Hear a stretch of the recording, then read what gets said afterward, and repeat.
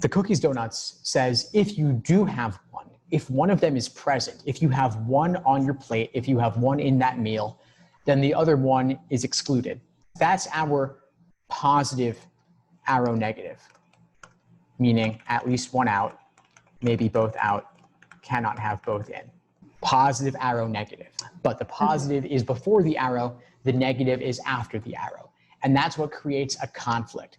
That's what tells us these two things are mutually exclusive. In this birds in the forest game, S and J are different because they have the negative before the arrow and the positive after the arrow. Each kind of relationship has one positive, one negative, but the order around the arrow determines everything. It has completely different meaning based on whether it's before or after, because this is sufficient necessary conditions.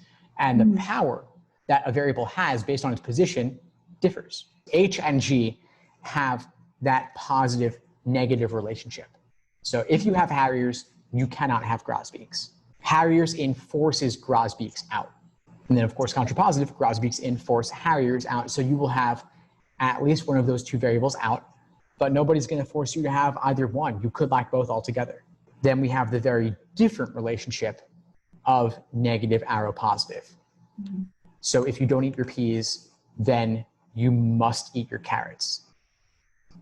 Contrapositive, don't eat your carrots, then you must eat your peas. J and S have the relationship such that if you lack one, you must have the other. You can never be in the absence of both. So if you don't have J, we know S will have to be in. If you don't have S, then J will have to be in, but nothing is stopping you from having both of them, because when J is in, looking forward on the arrows, we only know about H, G, and W. The placement of S is not determined. Thanks for tuning into the show. Please subscribe if you haven't done so already to be notified of new episodes as I release them, and feel free to reach out if you need anything at all as you move forward with your prep. I'm happy to help however I can. In the meantime, I wish you all the best and take care.